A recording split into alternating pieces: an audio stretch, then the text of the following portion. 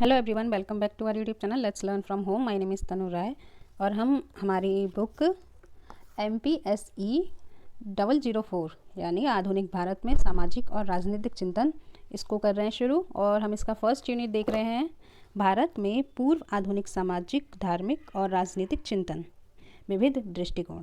तो हम पहले इसकी रूपरेखा देख लेते हैं कि इसका स्ट्रक्चर कैसा है, हमें क्या पढ़ना है इस पूरे चैप्टर में। तो हम शुरुआत करेंगे प्रस्तावना से, फिर हम आगे बढ़ेंगे प्राचीन भारत में राज्य और संप्रभुता की तरफ। हम जानेंगे कि प्राचीन भारत का राज्य निर्माण कैसे हुआ, वो उनकी सॉवरेनिटी कैसी थी। फिर हम मध्यकालीन भारत में राज्य और संप्रभुता के बारे में सेम वही चीज़ें जो हम प्राचीन भारत में करेंगे वही चीज़ें हम मध्यकालीन भारत में देखेंगे।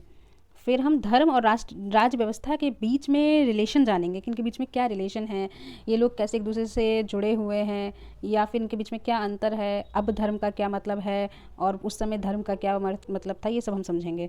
फिर हम चैप्टर को कंक्लूड करेंगे और उसके बाद हम डिस्कस करेंगे इसके क्वेश्चन आंसर्स। तो चलिए हम प्रस्तावना से शुरू करते हैं। मैंने आपके हेल्प के लिए ये कुछ चीज़ें पॉइंट ये अंडरलाइन और हाईलाइट की हुई है ताकि हम डिस्कशन के टाइम पर इंपॉर्टेंट चीज़ें मिस ना कर दें। तो आप उनको, अगर आपको अच्छा लगे तो आप उन्हें नोट डाउन करिएगा, जो आपके एग्जाम्स में काफ़ी आपकी हेल्प कर सकते हैं। प्रस्तावना: आधुनिक भारत राजनीतिक चिंतन या विचारधारा को समझने के लिए उन ऐतिहासिक प्रक्रियाओं की व्यापक जानकारी प्राप्त करना आवश्यक है जिनके माध्यम से आधुनिक राज्य व्यवस्था का उदय हुआ है। हमारे पास ऐसी सभ्यता है जिसकी तुलना यूनान की सभ्यता से की जा सकती है। जिस प्रकार प्लेटो और अरिस्टो को पश्चिमी राजनीतिक परंपरा का अग्रणी समझा जाता है, उसी भांति स्टेट क्राफ्ट यानी शासन कला पर हमारे प्राचीन मध्यकालीन ग्रंथों को अग्रणी माना जाता है। चाहे ये राजतंत्र, गणतंत्र, मंत्री परिषद, कल्याणकारी राज्य, कूटनीति, गुप्तचर व्यवस्था अथवा कोई अन्य राजनीतिक अवधारणा, इन सभी का उल्लेख हमारे प्राचीन ग्रंथों को मिलता है। देखिए यहाँ पे इस पूरे पैराग्राफ को जो मैंने अभी रीड किया है उसमें ये बोला गया है कि हमें यहाँ पे ये चीज़ समझनी है कि जो आज का हमारी आज की राजनीतिक व्यवस्था है या राज व्यवस्था है वो पीछे से कितनी अलग थी, यानी कि मतलब हम मतलब कि जो हमारी ऐतिहासिक व्यवस्था थी उसने कैसे उसका विकास किया है और हमारी आधुनिक राज व्यवस्था से कैसे वो अलग थी, या फिर उसने उसको डेवलप करने में कैसे हेल्प की है। देखिए हम इसमें कुछ राजनीतिक प्रक्रियाओं को समझेंगे कि वो प्रक्रियाएं कौन सी रही है, क्योंकि अगर हम आज की व्यवस्थाओं में बहुत सी चीज़ें जैसे डिसेंट्रलाइजेशन देखते हैं तो वो चीज़ हमें मौर्य काल में भी देखने को मिलती थी, यानी एंशिएंट टाइम में भी हमें देखने को मिलती थी। तो इससे समझ में आता है कि जो हमारी हिस्ट्री रही है वो एकदम से उसमें कभी चेंज नहीं आया है। जो वो शुरू में थी वो अपना मतलब बेस आज तक वो वैसा का वैसा कायम करते हैं। मतलब गाँव का विकास, लोगों का गाँव में रहना, और फिर गांधी जी का स्वशासन के बारे में बोलना, फिर हमारा डिसेंट्रलाइजेशन को अपनाना। तो ये सब चीज़ें बताते हैं कि हम कितने पेजेस से निकले हैं, लेकिन जो हमारा बेस था, मतलब जो हमारा बेस था, हमारे इतिहास ने हमें एक आइडिया दिया था कि हमारा स्टेट या स्टेट क्राफ्ट कैसा होना चाहिए, वो अभी भी थोड़ा बहुत हमें आज के समय में देखने को मिलता है। तो हम इसमें वही चीज़ समझेंगे। और यहाँ पे फिर इन्होंने ये भी बोली है कि फिर हमारे पास थोड़ा जैसे कि वर्ल्ड हमारी जो पॉलिटिक्स है उसमें क्या कहा जाता है कि यूनान की जो सभ्यता सबसे प्राचीन है और उसके पास बहुत अच्छा स्टेट क्राफ्ट है, जैसे कि स्पेशली यहाँ पे प्लेटो और अरिस्टोटल की बात की जाती है। तो इसीलिए हमें वो चीज़ समझनी है कि इंडिया के पास भी बहुत अच्छा स्टेट क्राफ्ट है, जो कि इस बारे में बात करता है। राजतंत्र के बारे में बात कर रहा होता है, वो गणतंत्र यानी रिपब्लिकिज्म के बारे में बात करता है, काउंसिल ऑफ मिनिस्टर्स है, वेलफेयर स्टेट है, कूटनीति के बारे में बात करता है, वो जिसे डिप्लोमेसी कहा जाता है, गुप्तचर व्यवस्था के बारे में बात होती है, और उसके अलावा जो भी राजनीतिक अवधारणा है वो सब। मतलब यहाँ पे ये बात कही है कि हम इन चीज़ों के बारे में डिस्कशन करेंगे और हम जानने की कोशिश करेंगे कि हमारी जो ऐतिहासिक राज्य व्यवस्था थी वो किस प्रकार की थी, और वो स्ट्रॉन्ग थी या वीक थी, उस समय के हिसाब से वो एडवांस थी या पीछे थी वो उनसे। तो ये सब चीज़ें हम इसमें समझेंगे। तो देखिए ये जो मैंने हाईलाइट किया एरिया राज्य, समाज और शासन परस्पर जुड़े हुए हैं। तो यहाँ पर हमें ये लाइन ध्यान रखनी है कि जब भी हम राज्य की बात करेंगे या हम समाज की, हम शासन, किसी की भी, मतलब तीनों शब्द हैं जो, उसमें से किसी की भी एक बात करेंगे तो हमें माइंड में ये जरूर रखना है कि ये हमारा राज्य है, ये हमारा समाज है और ये हमारा शासन है। ठीक, और इनके बीच में ये जो पार्ट है ना, ये वाला पार्ट, ये पार्ट है इन तीनों का मिलन। मतलब ये तीनों एक जगह पे मिलते हैं और हमें यही इंपॉर्टेंट है, हमारे लिए ये पार्ट इंपॉर्टेंट है कि हमें इस पे ज़्यादा फोकस करना है, क्योंकि तीनों एक जगह पे जाकर मिले। मतलब इस वीन डायग्राम से आपको थोड़ा समझ में आया होगा कि एक्चुअली ये जो लाइन है ये अपने आप में कितनी इंपॉर्टेंट लाइन है। नेक्स्ट हमारा जो है कि उस समय पे, क्योंकि ये लोग छोटे छोटे ग्रुप्स में रहते थे, ये उस समय छोटे छोटे ग्रुप्स में रहते थे, तो इसके कारण इन लोगों को कभी ज़रूरत ही नहीं पड़ी कि इनके ऊपर कोई नियंत्रण करे या कोई सत्ता होनी चाहिए, क्योंकि उस समय का जो टाइम पीरियड था वो किस तरीके का था, बिल्कुल वैसा ही जैसे कबीलों का समय था, क्योंकि उस समय तो वैसे भी वो चीज़ें थी। आप वैदिक काल को ही देख लो, वहाँ उसमें कबीला प्रकृति या प्रवृत्ति हमें देखने को मिलती है। फिर उसके बहुत टाइम तक हमें ये चीज़ें नज़र आती हैं। फिर हम ये उत्तर वैदिक काल में देखते हैं कैसे राज्यों का विकास हुआ है और कैसे सत्ता, शासक, इन चीज़ों का विकास हुआ और उनकी ज़रूरत पड़ी। तो वहाँ पे वही चीज़ बोली गई है कि उस समय जनसंख्या ज़्यादा थी नहीं, लोगों की ज़रूरतें ज़्यादा थी नहीं, तो फिर और ऐसा कोई मतलब उस समय वैदिक काल में तो फिर रूल्स भी थे कुछ कि भाई कोई चोरी नहीं कर सकते, आपका जीवन काल कुछ इस प्रकार का होना चाहिए। वो फिर वो चार ब्रह्मचार्य की बात कर रहे होते हैं कि आपको इस समय पे एजुकेशन लेनी है, इस समय पे आपको अपनी फैमिली को टाइम देना है या फैमिली बसानी है अपनी, फिर आपको समाज के लिए टाइम देना है, फिर आपको और क्या चीज़ें करनी है। तो लोगों के पास इतना टाइम ही नहीं होता था, प्लस उनकी रेगुलर लाइफ ऐसी होती थी जैसे खेती करना और ये सब, तो फिर वो सब इन चीज़ों पे ज़्यादा ध्यान नहीं देते थे। लेकिन उनको हेड करता था, लेकिन वो हेड जो होता था उनका, हम उसको बिल्कुल ऐसा नहीं बोल सकते कि वो राजा के रूप में था। ठीक है, वो लोग आपस में डिस्कशन करते थे और जो उसमें ओल्डेस्ट पर्सन होता था वो अगर एग्री कर जाता था, क्योंकि ओल्डेस्ट क्यों, क्योंकि वो ज़्यादा एक्सपीरियंस्ड है, इसीलिए उसकी बातों को एग्री कर लिया करते थे लोग। अगर जो लोग डिसएग्री करते थे तो उनकी बातों को सुना जाता था, और जनसंख्या कम थी तो कभी इसकी ज़रूरत नहीं पड़ी। लेकिन समय के साथ जब बदलाव हुआ, जनसंख्या बढ़ने लगी, तो फिर ऐसा लगा कि भाई अब इनके बीच में संघर्ष, अब एक ग्रुप ए है, ग्रुप बी है, अब इसमें 50 लोग हैं, इसमें मानो 45 ही लोग हैं, और ये अपने नंबर के अकॉर्डिंग, ठीक है, जो इनका नंबर है मतलब 50 लोग, तो ये चाहते हैं कि इनके जो प्लेस है या इनका जो भी एरिया है या कुछ भी है वो हम उस पर कब्जा कर लें, या फिर इनका वाटर सोर्सेज या वॉट एवर, आपको जो भी चीज़ आप उसमें इंक्लूड करना है उसको हम कंट्रोल अगर करना है, या फिर किसी भी प्रकार का संघर्ष है, चाहे वो नेतृत्व के लिए हो, चाहे वो शिकार हो, खेती, समाज, किसी भी कारण से इनके बीच में संघर्ष अगर आ जाता है, तो उसके लिए फिर ये चीज़ महसूस की गई कि अब हमें कोई एक ऐसा व्यक्ति चाहिए जो हमें रूल कर सके और साथ में वो हमें सिक्योरिटी दे सके। देखिए यहाँ पे एक लाइन पूरी अच्छी तरीके से कही गई है, शासक की आवश्यकता अनुभव की गई जो अपने लोगों को आवश्यक संरक्षण दे सकता था, जिसके आदेश पर सभी पालन कर सकते थे। मतलब कहा गया कि भाई अगर हमने कोई डिसीजन लिया, सपोज एक एग्जांपल लीजिए कि इस प्लेस में ये कोई एक बड़ा सा खेत है जहाँ पे ये डिसीजन लिया गया कि इस जगह पे हम एक कुआं खोदेंगे। अब मानो वहाँ पे 200 लोग हैं, ठीक है, अब 200 लोगों में से करीब 160 लोगों ने इसके यस में आंसर दिया, बाकी जो 40 बच्चे उन्होंने बोला कि हमें नहीं चाहिए, हम मतलब ये प्लेस अच्छा नहीं है, आप किसी भी जगह ले लीजिए, आप सेंटर में क्यों करना चाहते हैं, अगर साइड में होगा तो हम पूरे इस प्लेस को यूज़ कर सकेंगे, अगर सेंटर में होगा तो फिर ये रास्ते वगैरह, मतलब एक एग्जाम्पल है, या ऐसा एक्चुअल में नहीं होता था, एज ए एग्जाम्पल मैं आपको बता रही हूँ।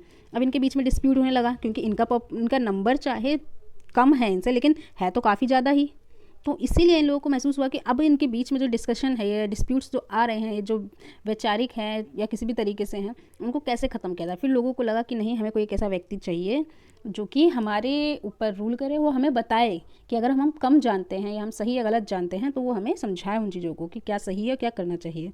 फिर इसी के साथ समाज अस्तित्व में आया और शासन कला का उदय हुआ। देखिए हमने इतना बैकग्राउंड तो समझ लिया है कि फाइनली इसकी शुरुआत कैसे हुई। अब हम इसके पूरे डेवलपमेंट को समझेंगे।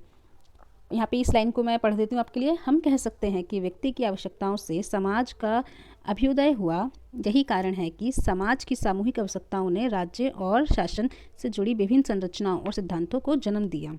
मतलब कि जब तक लोगों के पास ज़्यादा नीड नहीं थी और ज़्यादा काम नहीं होता था या ज़्यादा डिस्प्यूट्स नहीं होते थे, तो कभी उनको समाज जैसी व्यवस्थाओं की ज़रूरत ही नहीं पड़ी। वो कबीलों के रूप में या ग्रुप के रूप में रह लेते थे। लेकिन उनकी जनसंख्या बढ़ी, फिर उनके बीच में ज़रूरतें बढ़ी, डिस्प्यूट्स भी आए ज़रूरतें बढ़ने के साथ, तो फिर उन लोगों ने डिसाइड किया कि हमें एक समाज के रूप में रहकर चलना चाहिए। और साथ में फिर उस चीज़ को उन्होंने ये फील किया कि राज्य और शासन जैसी व्यवस्थाएं भी होनी चाहिए, और वो शासन व्यवस्था कैसी होगी, उस पर कौन लोग होंगे और उनकी एलिजिबिलिटी क्या होगी, इंटेलिजेंस या एबिलिटी क्या सी होगी, इन सब चीज़ों का फिर एक प्रोसेस चालू हो गया कि अब हमें क्या क्या चीज़ें चाहिए। अब देखिए यहाँ पे कि इस प्रकार सामाजिक ऐतिहासिक संदर्भ राज्य और शासन कला से संबंधित विचारों के अभिभार्व में एक निर्धारित कारक बन गया। इसे ध्यान रखते हुए हम अपने अतीत पर दृष्टिपात करते हैं। तो यहाँ पे फिर बोला गया है कि देखिए, एक मिनट, ये यहाँ पे बोला गया है कि तो हम ये चीज़ देखते हैं कि ब्रिटिश समाज से सॉरी वैदिक काल से, हमारा जो वैदिक काल है उससे लेकर ब्रिटिश शासन स्थापित होने तक भारत बहुत सारे चरणों से होकर गुजरा है। जैसे मैंने आपको अभी एक वैदिक समाज का एग्जांपल दिया था, और ब्रिटिश का देने की ज़रूरत नहीं, वो तो हम वैसे भी जानते हैं। तो उसमें देखा कि हमने बहुत सारे राजनीतिक प्रयोग देखे। तो अब हम जो आगे चैप्टर पढ़ेंगे ना, हम उन्हीं चीज़ों को समझेंगे कि वो प्रयोग क्या थे। तो उन्होंने इन प्रयोगों को कुछ इस तरीके से नाम दिया है, पूर्व आधुनिक भारतीय राजनीतिक चिंतन की प्रमुख प्रवृत्तियाँ, यानी ट्रेंड्स।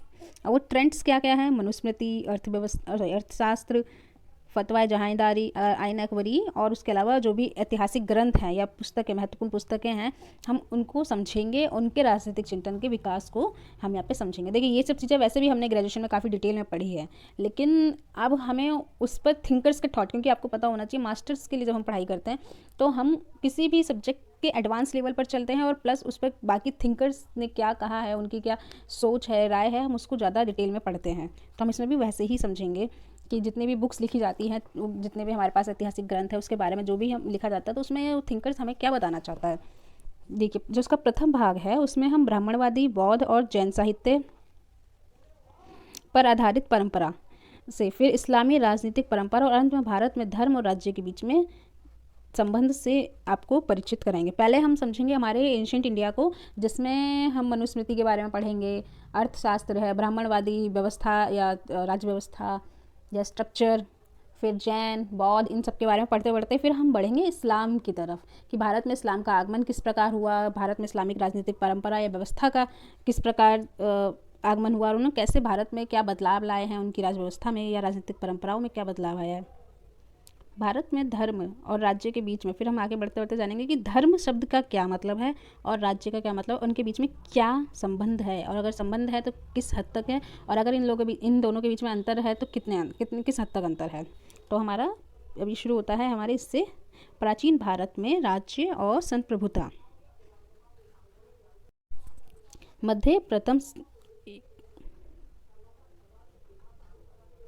मध्य प्रथम सहस्त्रादि ईसा पूर्व यानी मिड फर्स्ट मिलेनियम बीसी में सामाजिक संरचनाओं पर रोमिला थापर ने वंश परंपरा समाज से लेकर राज्य के संक्रमण, उनकी बुक का नाम है हिस्ट्री एंड बियॉन्ड, का वर्णन किया। मतलब कि उन्होंने इस बारे में बताया है कि कैसे वंश परंपरा जो समाज थी, जो लीनेज एज सोसाइटी थी, उससे किस तरीके का ट्रांजैक्शन हुआ है एक स्टेट की तरफ। यानी कि पहले तो वंश या राजा का बेटा राजा टाइप्स वो जो व्यवस्थाएं चल रही थी, उससे कैसे ये लोग आगे बढ़े और कैसे उन्होंने अपने आप को एज अ स्टेट, एक राज्य के रूप में स्थापित किया। और अगर वो मतदान की व्यवस्था है, गणतंत्र की व्यवस्था है, या फिर राज व्यवस्था ही है, तो किस प्रकार की रही है वो इसमें जानेंगे। हम ट्रांजेक्शन पीरियड को समझेंगे।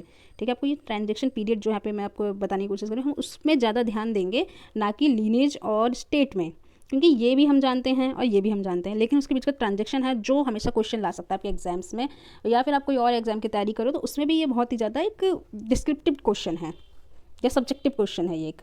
तो देखते हैं हम इसको।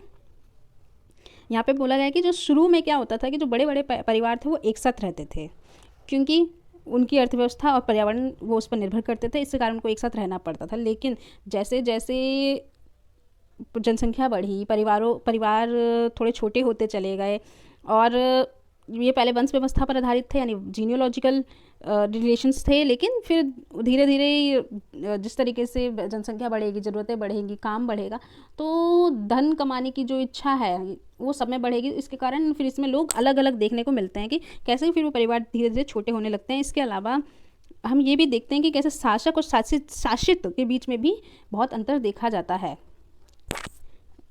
इसका आप एग्जाम्पल लीजिए कि हड़प्पा सभ्यता में जो हमें दुर्ग में जो चीज़ें देखने को मिलती है, वो नीचे रहने वाले, जहाँ पे हम हमेशा हड़प्पा सभ्यता के बारे में ये चीज़ समझी है कि जो ऊपर पहाड़ियों में जो हमें प्लेस मिलता था वो किस प्रकार का होता था, और वहाँ पे कैसे मतलब राजा वगैरह ही शायद वो रहा करते होंगे। उसके बाद जो नीचे वाला एरिया होता था तो वहाँ पर आम जनता या फिर कामगर या मजदूर लोग ही रहा करते होंगे। तो कुछ ऐसे यहाँ पे भी बात कही कि इनके रिलेशन में किस तरीके के चेंजेस आया जब एक ट्रांजेक्शन पीरियड शुरू हुआ।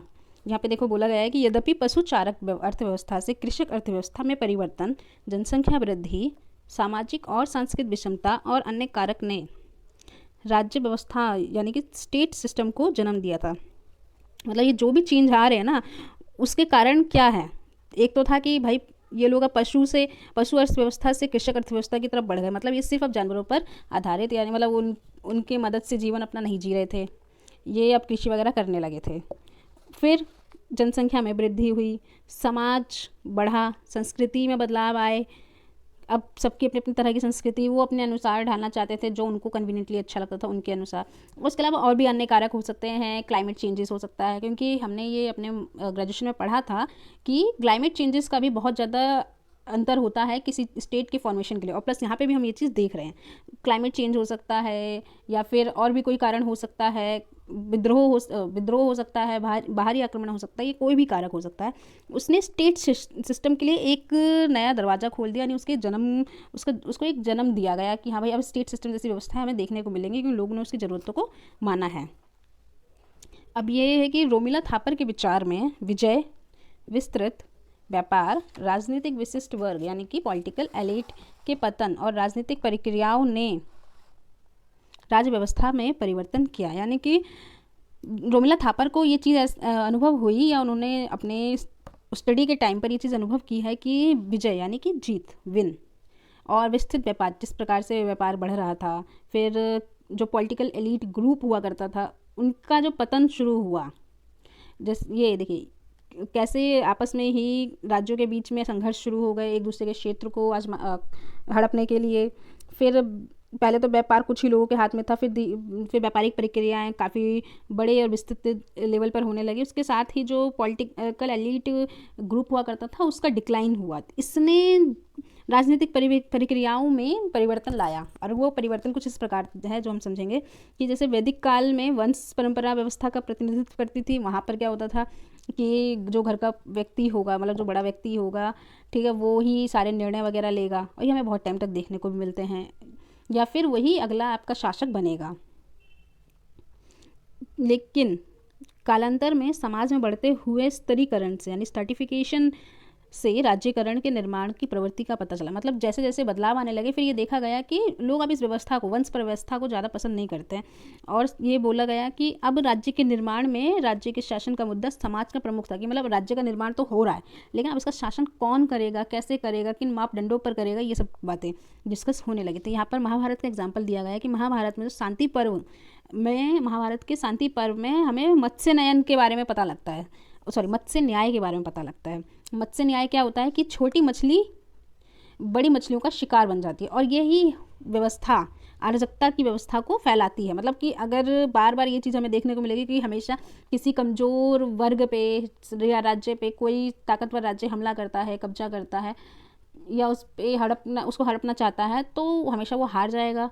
और इसके कारण ये जो व्यवस्था, फिर उसके मतलब पहले इसको किसी ने करा, फिर इसको किसी ने करा, तो ये व्यवस्था अराजकता की स्थिति ला देगी।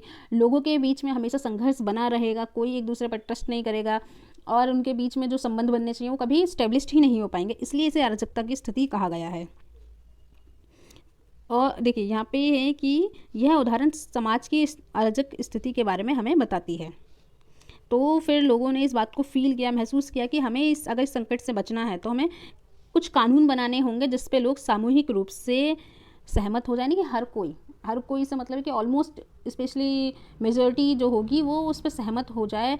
और अगर ये सभी लोग इसमें डिस्कशन करें तो पॉसिबिलिटीज़ होंगी कि सभी लोग इसमें सहमत होंगे, वरना जो भी चेंजेस की जरूरत होगी वो किए जाएंगे। तो यहाँ पे वही कहा गया है कि एक हम सामूहिक रूप से डिस्कशन कर रहे हैं कि हमें क्या क्या चीज़ें हमारे राज्य व्यवस्था में, या हमारे पर जो भी व्यक्ति कानून, जो भी हमारे पर शासन करेगा या जो कानून बनेंगे वो किस प्रकार के होंगे। और फिर उन्होंने ये बात डिस्कस की कि हमको कोई ऐसा व्यक्ति चाहिए जो हम पर शासन कर सके, यानी राजा वगैरह जैसी। फिर उसने ये उन्होंने कि राजा की जो दैवीय उत्पत्ति है, ऑरिजिन ऑफ किनशिप है, डिवाइन ऑरिजिन ऑफ किनशिप, और राजशाही के सामाजिक संविदा सिद्धांत यानी social contract theory of kinship में उल्लेख मिलते हैं कि किस प्रकार वो राजा, मतलब कि राजा को मानव जाति की रक्षा के प्रतीक के रूप में मानने लगे थे, और वो भगवान से प्रार्थना करते थे कि हमें कोई ऐसा व्यक्ति चाहिए जो आपका रिप्रेजेंटेटिव हो, और हमारे और आपके बीच में कनेक्शन बना सके और हमारी मुसीबतों को दूर कर सके।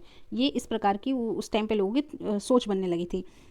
तो यहाँ पे हम देखते हैं कि प्राचीन भारतीय राजनीतिक चिंतन की रचना करने में धर्म मीमांसक और अलौकिक पर्यावरण यानी मेटाफिजिकल एनवायरनमेंट का अत्यंत प्रभाव पड़ा, मतलब धर्म मीमांसक मतलब कि किस प्रकार का लोगों के बीच में धर्म यहाँ पे देखिए, अभी हम जो एंशियंट टाइम के बारे में पढ़ेंगे तो हम हमेशा धर्म से प्रति अगर हम कोई भी धर्म शब्द यूज़ करते हैं तो हमेशा इस बात को ध्यान रखिए कि यहाँ पे धर्म का अर्थ है कर्तव्य। यहाँ पे धर्म का अर्थ कभी भी रिलीजन नहीं लिया जाएगा। यहाँ पे धर्म से मतलब सिर्फ कर्तव्य की बात की गई है। तो आप जब भी अपना आंसर वगैरह या नोट्स लिखेंगे तो आपको उस बात को हमेशा ध्यान रखना है कि आप रिलीजन के रूप में अपने आंसर को पोर्ट्रे ना कर दें, आप उसे हमेशा कर्तव्य के रूप में। तो यहाँ पे जो धर्म मीमांसक बोला गया है यहाँ पे कर्तव्य की मतलब कि किस प्रकार धर्म ने आपको ये बताया कि आपके कर्तव्य क्या क्या, आपको क्या कार्य करने चाहिए। और अलौकिक पर्यावरण के बारे में यहाँ पे बात की गई कि मेटाफिजिकल एनवायरनमेंट होना चाहिए था, जिसके कारण लोगों का इस सोशल कॉन्ट्रैक्ट पर काफ़ी प्रभाव पड़ा और ये सोशल कॉन्ट्रैक्ट कुछ उसी तरीके से सफल भी होने लगा। और प्राचीन भारतीय राजव्यवस्था पर हुए विभिन्न अध्ययन राजव्यवस्था के अभ्युदय को एक स्वतंत्र क्षेत्र बताते हैं, चाहे ये राजा की दैवीय उत्पत्ति हो अथवा सामाजिक संविदा। हम राजतंत्र को प्रारंभिक भारतीय राजव्यवस्था में एक प्रभावशाली शासन के रूप में मानते हैं। यहाँ पे इस लाइन में ये बात कही गई है कि चाहे राजा की जो उत्पत्ति है वो देवीय हो या फिर जो भी किसी भी तरीके से राजा का जो एक कॉन्सेप्ट हमें देखने को मिला, जो हमारे सामने आया, वो किसी भी तरीके से उसकी उत्पत्ति हो या फिर सोशल कॉन्ट्रैक्ट हो, दोनों चीज़ें यहाँ पे ली गई हैं। लेकिन हमें इस बात को इसमें ध्यान रखना होगा कि हमेशा से एक प्रभावशाली शासन के रूप में हम राजव्यवस्था यानी राजा का परिवार और राजा का बेटा राजा वाली कॉन्सेप्ट को हम उसमें देखते हैं कि उसका काफ़ी स्ट्रॉन्ग रूप वहाँ पे रहा है और काफ़ी ज़्यादा इसने प्रभावित भी किया। देखिए, महाभारत के शांति पर्व में राज्य के बताए गए 7 घटक हैं। अब यहाँ पे बोला गया कि हमने ये चीज़ें समझ ली, अब हम इसमें समझेंगे कि शांति पर्व में राज्य के बारे में क्या अंग या घटक बताए हैं। फर्स्ट, स्वामी अथवा संप्रभु यानी सॉवरेनिटी की बात की गई है। यहाँ पे अमात्य या अधिकारी, यहाँ पे ऑफिसर्स की बात की गई है। फिर जनपद या क्षेत्र, दुर्ग यानी किला, कोष अथवा खजाना, दंड अथवा सेना, मित्र अथवा मित्र देश। यहाँ पे इस बारे में डिस्कशन किया है। मतलब इन्होंने ये 7 चीज़ें बताई है कि एक राज्य में ये सब चीज़ें होना महत्वपूर्ण या अनिवार्य है। उपयुक्त सभी राज्य के प्राकृतिक अंग माने जाते हैं। राज्य को एक व्यवस्थित निकाय के रूप में देखा गया है जिसके 7 अंग हैं। अब हम उन 7 अंगों के बारे में डिस्कशन करेंगे। स्वामी अथवा राजा को इस संरचना का मुखिया समझा जाता है क्योंकि he was the leader, he is the head of the state and final authority उसी के पास होगी कि क्या डिसीजंस लिए जाएंगे, तो इसीलिए वो मुखिया के रूप में हमेशा जाना जाएगा। इसके बाद है अमात्य अथवा मंत्री परिषद। ये इसके माध्यम से राजा शासन करता है और उसको ये लोग हेल्प करते हैं शासन को आसान करने में।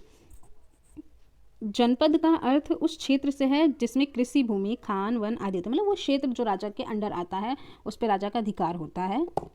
दुर्ग अथवा किले का अर्थ राजधानी की किलेबंदी से है, जो हमें हमेशा एंशिएंट हिस्ट्री में देखने को मिली है कि किसी भी किसी भी राज्य, जो भी हमें राज्य देखने को मिला उन सब की जो राजधानियाँ थी वो हमेशा वो किलेबंद रहती थी। चाहे आप दिल्ली सल्तनत के बारे में देख लीजिए, ये तो खैर मेडिवल हो गया, या आप मौर्य काल में देख लीजिए या आप गुप्ता काल में देख लीजिए, तो ये सब चीज़ें हमें दिखा रही है कि कैसे, या फिर पोस्ट गुप्ता काल है या पोस्ट मौर्यन काल है, तो यहाँ पे कि कैसे ये लोग अपनी राजधानियों को किलेबंद रखते थे। क्यों? क्योंकि इस राजधानी में बहुत महत्वपूर्ण व्यक्ति रहते थे। राजा का परिवार रहता था, मंत्री परिषद हुआ उसका परिवार रहता था, सेना रहती थी, सेना राज्य के चारों ओर भी रहती थी, लेकिन जो उसकी मुख्य टुकड़ी हुआ करती थी राजा की रक्षा करती थी वो इस जगह पर रहती थी, और महत्वपूर्ण व्यापार यहाँ हुआ करते थे, तो इसीलिए हमेशा इसे किलेबंद रखा जाता था और इसे बहुत सिक्योर रखा जाता था।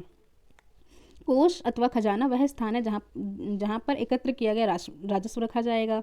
दंड का अर्थ यहाँ विधि और विधि मतलब कानून से है, और प्राधिकार यानी सत्ता की शक्ति से है। मित्र का अर्थ मित्र राज्य देश से है। राज्य की संरचना को देखने में पता चलता है आधुनिक राज्य से इसकी बहुत कुछ समानता है।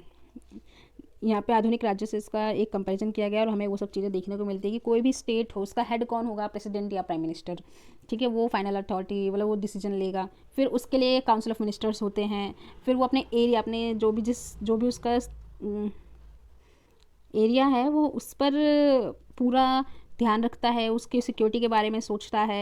यहाँ पे किलेबंदी से मतलब है कि चारों तरफ उसके जो बॉर्डर्स होंगे, जो भी बॉर्डर होंगे उसके, वो सिक्योर होने चाहिए। अब यहाँ पर उन्होंने कोष की बात की है, तो फिर वही जहाँ पे भी सारा टैक्स वगैरह कलेक्शन वगैरह किया जाता है उसके बारे में बात की गई है। और दंड यानी कि लॉ हमें ये देखने को मिलता है।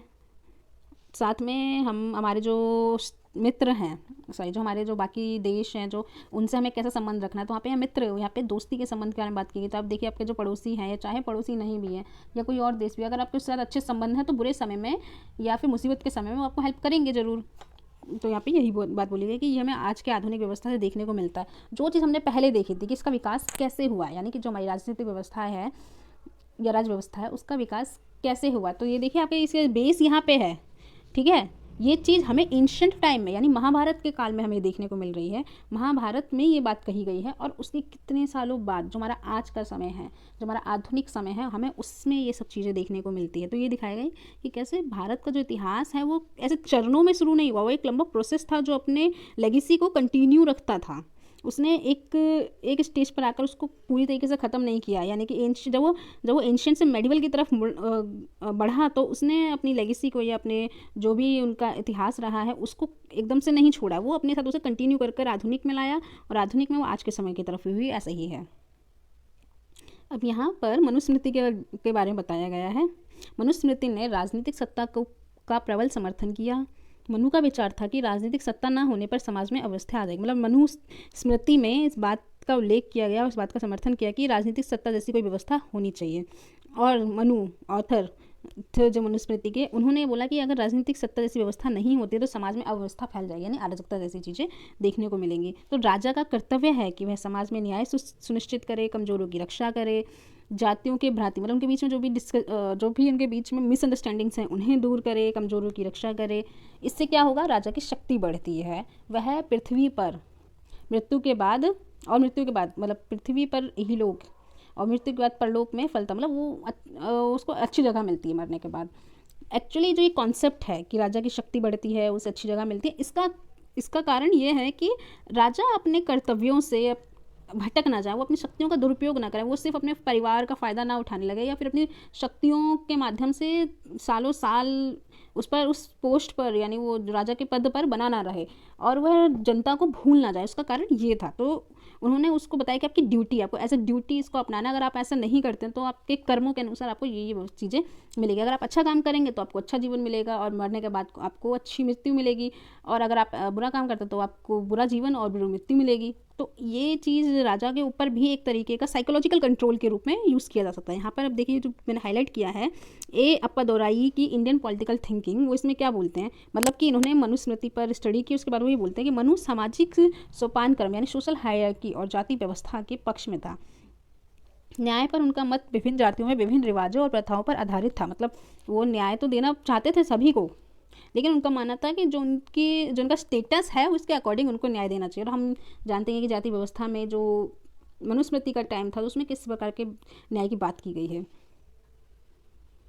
फिर वो कहते हैं कि हालांकि राजा को जो सत्ता प्राप्त हुई है वो ईश्वर से, लेकिन उसके ऊपर कंट्रोल करने के लिए उन्होंने बोला कि उसका मार्गदर्शन कौन करेंगे, ब्राह्मण का तर्क उन्होंने दिया कि ये बहुत ज्ञानी होते हैं, और शासन करने के लिए हमें ज्ञान की ज़रूरत है, ना कि बल की ज़रूरत है। अगर आपके पास ज्ञान होगा, आप लोगों को कन्विंस कर पाएंगे, उन्हें अट्रैक्ट कर पाएंगे, उनको समझेंगे, उनकी ज़रूरतों को पूरा करेंगे, तो आपको किसी भी प्रकार के बल दिखाने की ज़रूरत ही नहीं पड़ेगी। आपकी जो जनता होगी वो खुद ही आपको चुनना पसंद करेगी फिर से, या फिर आपको कंटिन्यू रहने देना चाहेगी। लेकिन अगर आप ये काम ना करके अपना बल प्रयोग करेंगे, और वो भी नेगेटिव रूप में करेंगे, बिना फालतू के लोगों को तंग करेंगे, तो फिर वो आपसे तंग होकर आपको शायद रिप्लेस करने के बारे में सोच भी सकती है। मनु ने गांव, जिलों, जनपद और प्रांत के अनुसार राज्य की संरचना बताई, जो आज के प्रशासन की संरचना में देखने को मिलती है। यानी कि डिसेंट्रलाइजेशन की बात की गई कि ये डिसेंट्रलाइजेशन हमें मनु के समय से देखने को मिल रही है, और ये आज भी मौजूद है, और ये अपने हर टाइम पीरियड के बाद भी वैसी की वैसी व्यवस्था में देखने को हमें मिलती है।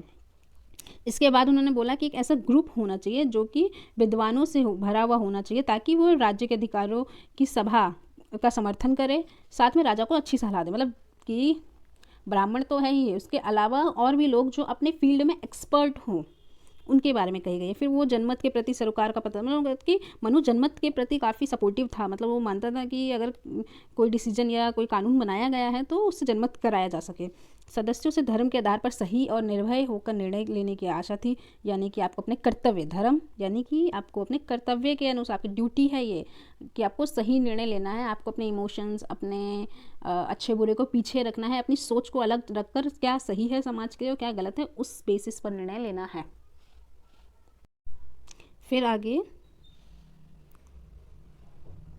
गांव और जिला पदाधिकारियों को स्वतंत्रता पूर्वक कार्य, मतलब कि जब वो डिसेंट्रलाइजेशन उन्होंने किया तो जो उस गांव का या जिला का जो हेड होगा, जिसको वो व्यवस्था संभालने को मिली जाएगी, जो ड्यूटी होगी, उसको इंडिपेंडेंटली अपना काम करने की पूरी आज़ादी थी। मतलब आप अपना काम कीजिए, आपको जैसे डेवलपमेंट करना है कीजिए, और उस पर राजा, मतलब फाइनल अथॉरिटी या फाइनल डिसीजन तो राजा का होगा, लेकिन किसी गांव की क्या ज़रूरत है ये तो वहाँ के रहने वाले लोगों को ही पता होगा ना। वो राजा कैसे जान सकता है, वो कैसे राजधानी में बैठ के इस जगह में पता लगा सकता है कि इस गांव को पानी की ज़रूरत है या फिर कृषि में विकास की ज़रूरत है, वो कैसे समझ पाएगा। तो यहाँ पे जो लोग रहते हैं सिर्फ उन्हीं को ये बात पता होगा। तो इसीलिए उन्होंने हमेशा इस चीज़ को ध्यान रखा कि जो इनके ऊपर, जो इनका हेड है, वो हमेशा उसको स्वतंत्रता हो कि वो कोई भी डिसीजन ले सकता है।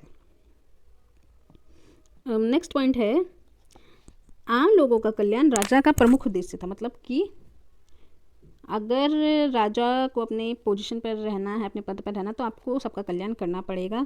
और साथ में नगर और प्रांत के लोग गरीब हैं, चाहे उन और उन्हें उसकी मदद तुरंत करनी है या फिर किसी के माध्यम से उसकी मदद वो करवाए, लेकिन राजा को करना ही है। वह राजा उनके प्रति अनुकंपा यानी कि इमोशंस प्रदर्शित करे, ठीक है। जैसे दुखियों,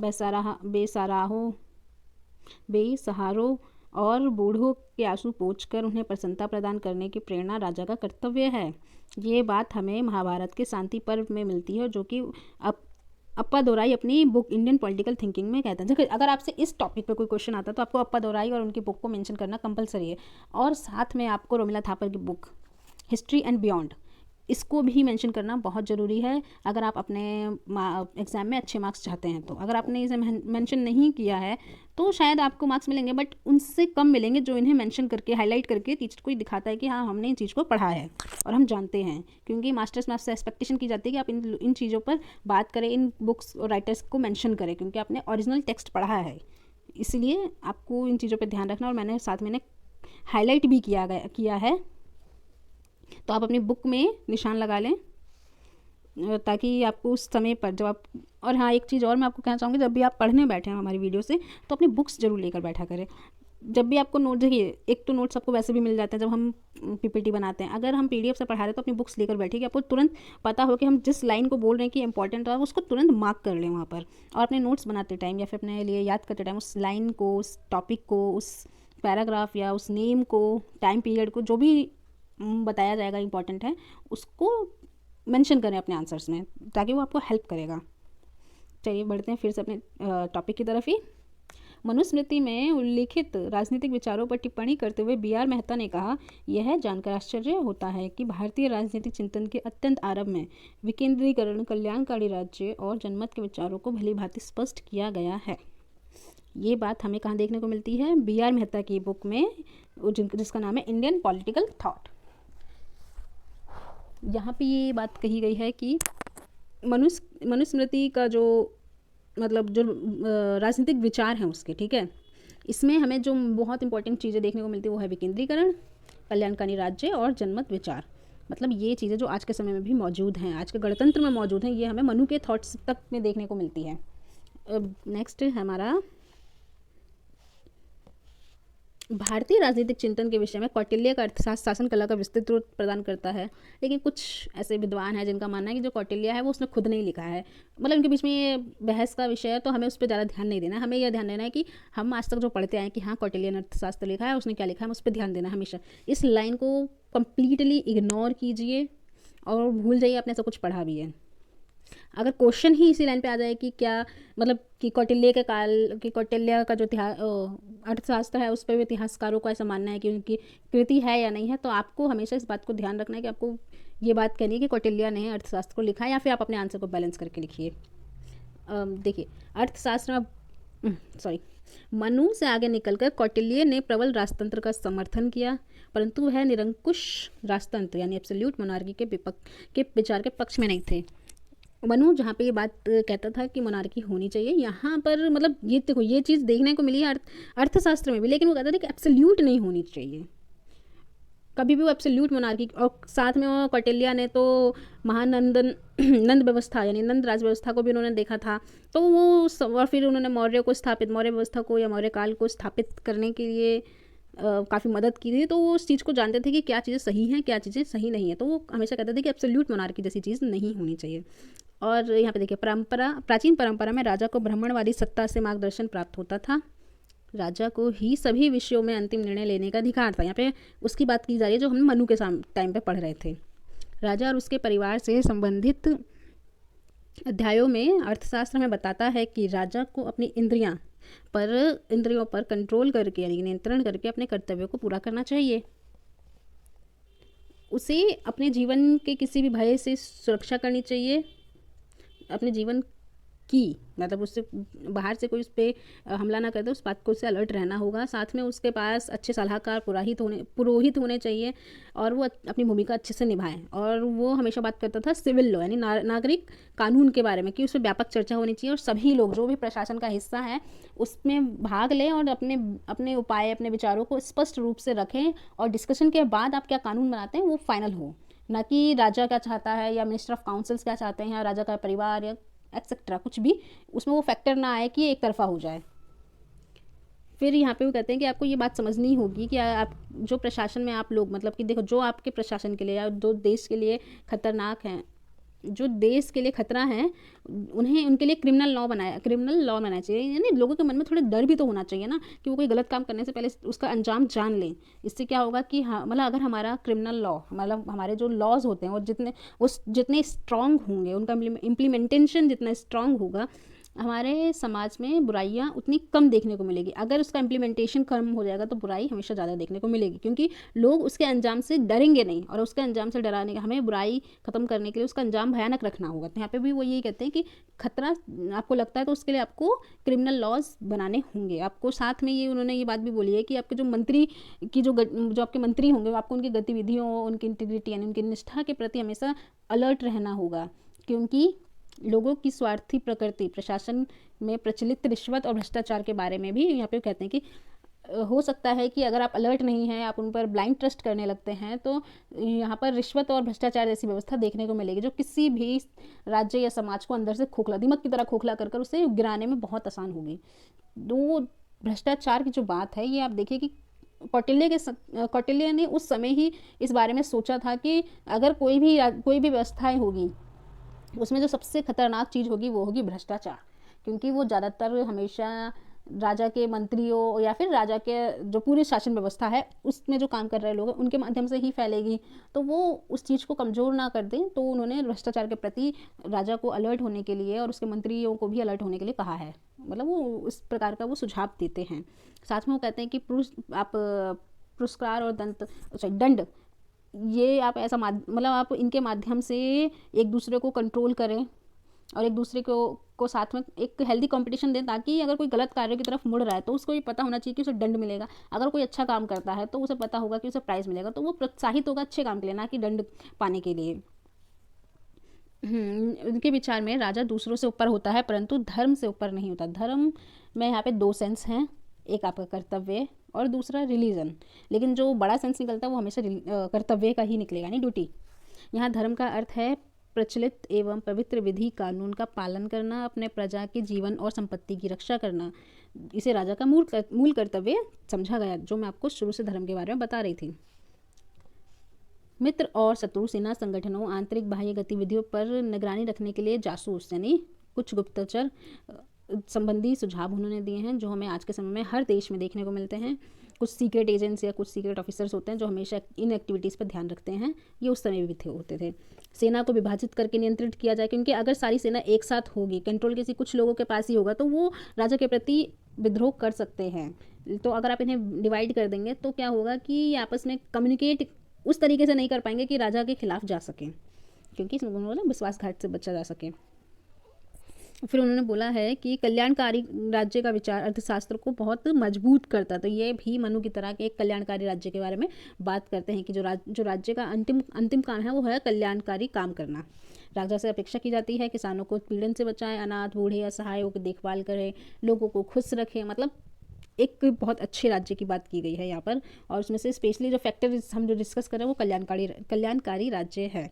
प्रजा की खुशी और उनके कल्याण में ही राजा की खुशी और उसका कल्याण है।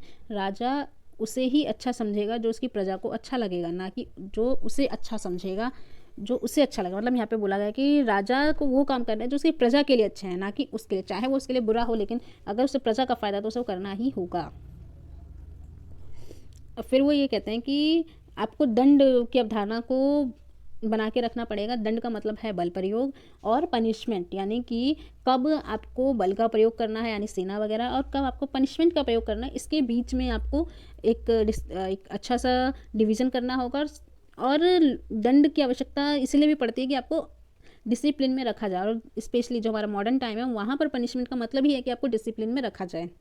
मतलब वहाँ पे ऐसा नहीं है कि आपको वो प्रताड़ित करना चाहते हैं दंड के माध्यम से, नहीं, वो दंड जैसी व्यवस्था, जो पनिशमेंट जैसी जो थिंकिंग रखी गई है वो आपको डिसिप्लिन रखने के लिए की गई है।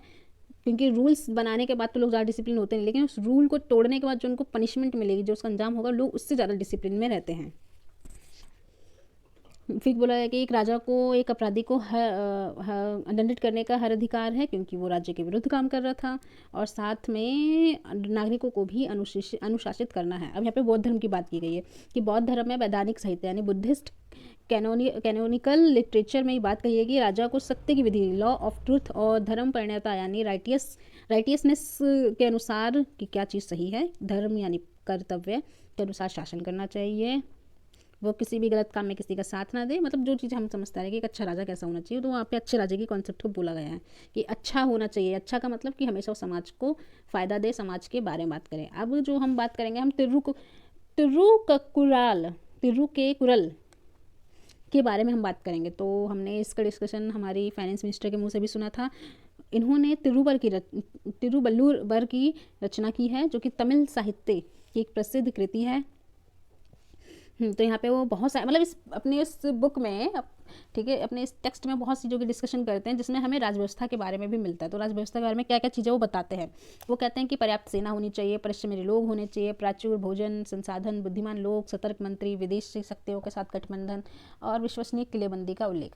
मतलब कि आपका राज्य अंदर से भी उतना ही स्ट्रांग होना चाहिए जितना बाहर से हो। मतलब बाहर से इन द सेंस कि आपके लोगों के, आपके दूसरे देशों के साथ या दूसरे राज्यों के साथ किस प्रकार के रिलेशंस हैं, वो हेल्पफुल हैं या आपके एनिमी हैं, आपके मंत्री कैसे हैं, और इसके अलावा लोग खुश हैं या नहीं खुश हैं, साथ में कि वो लोग, मतलब उनके पास भोजन है, वो लोग काम करने में इच्छा रखते हैं नहीं रखते हैं। मतलब ये सब चीज़ें, अगर लोगों के पास भोजन नहीं होगा तो सबसे बड़ा जो किसी भी राज्य में विद्रोह होता है वो होता है भोजन ना होना।